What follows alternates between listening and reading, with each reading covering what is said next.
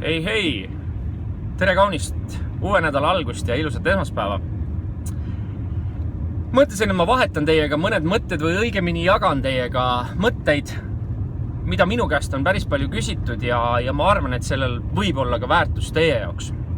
Nimelt, kui te tulete uude ettevõttesse tööle ja te võite olla ka müügimaailmas algaja, aga kindlasti olete te selle ettevõtte pakutavate toodete, teenuste müügis täielik algaja, siis on selline fenomen ja seda on ka päris palju maailmas analüüsitud, et igas ettevõttes on üks või kaks inimest, kes suudavad ära teha või kes paljuski teevad ära kogu ettevõtte müügist 70-80%. Ja see tundub müstika, et siis ülejäänud 1, 2, 3, 4, 5, 6, 7, 8 inimest teevad 20%. Ja see on nagu olnud teema, millest me oleme päris palju rääkinud. Ja ma tahaksin sulle anda lihtsalt täna 3 soovitust, kuna ma olen seda täpselt samasugust faasi enda elus ka ise läbi elanud, et minu 3 soovitus sulle kui uuele müügiinimesele, kes on saabunud uude ettevõttesse ja sa tegelikult ei tea ei tootest teenusest midagi, ammugi sa ei tea, kuidas neid tooteid teenuseid müüa nii, et sa ei peaks hulluks jooksma ja nahast välja pugema, vaid toimetama targalt. Vaadake, igal heal müügiinimesel on kindla peal olemas 3 asja. Esimene asi, mis on võib-olla natukene vähem õpitav, on karisma. See on see, kuidas see inimene teistele tundub ja kui äge ta on ja kui lahedat jutud ajab ja kuidas ta teisi nagu endaga kaasa suudab tõmmata.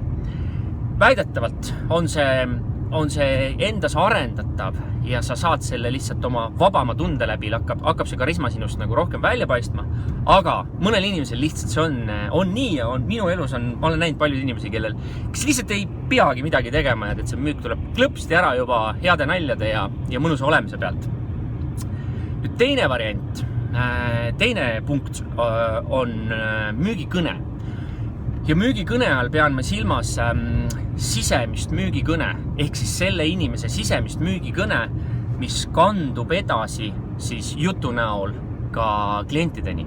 Aga see, mis kandub jutu näol edasi klientideni, see tavaliselt on pigem pisike osa sellest, mis toimub selle inimese sees.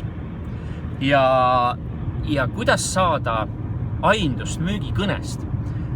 Vaadake, need inimesed, kes on ettevõtte absoluutselt tipud müügis, nendel inimestel ei ole probleemi, et kui sa uue inimesena tuled ja ütled, palun võta mind kaasa paarile oma müügikülaskäigule ja kui te saate sinna kaasa, siis olge lihtsalt vait. Te ei pea mitte midagi rääkima. Olge lihtsalt vait ja vaadake ja kuulake, mida see inimene räägib. Ja ma nimetaksin seda tavaliselt nagu murdepunktiks või läbimurdeks, et kus 3 korda oled heal müügiinimesel käinud kaasas ja lihtsalt kuulanud, see loksutab sinu jaoks paika nii paljud asjad, mida sa mitte kunagi ei suudaks laua tagant enda jaoks paika loksutada. See lihtsalt ei ole võimalik. Laua tagant tooteid vaadates või tooteportfelli vaadates, sa ei saa mitte kunagi aru sellest, kuidas neid tooteid on võimalik kõige optimaalsemal ja kõige lihtsamal viisil kliendile müüa.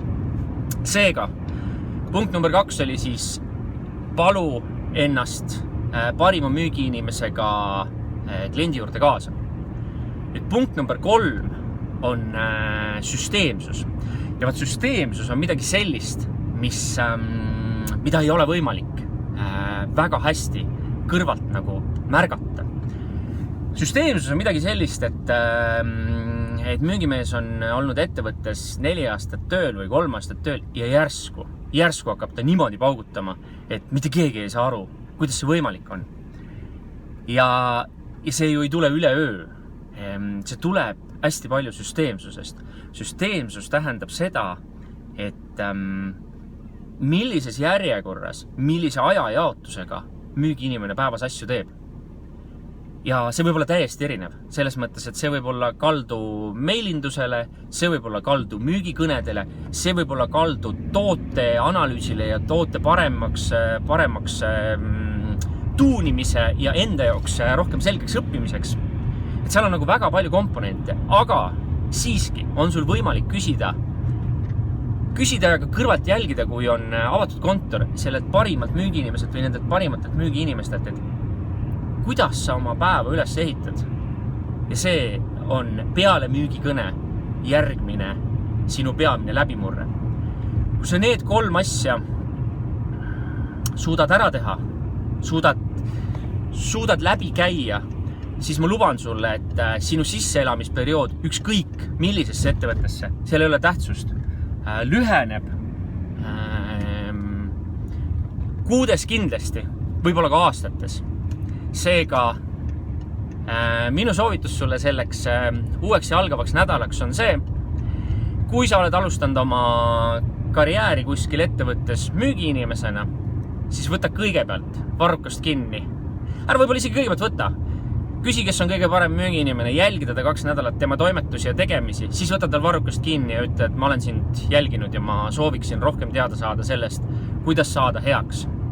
Ja palun võta mind kaasa. Ja niimoodi su teekond hakkabki. Aga kõigile teistele, kes seda kuulavad ja neile võib-olla kellele sellest ka mõni mõte kasuks oli, ma soovin kõige mõnusamat töönädala algust ja peatse kohtumiseni taas.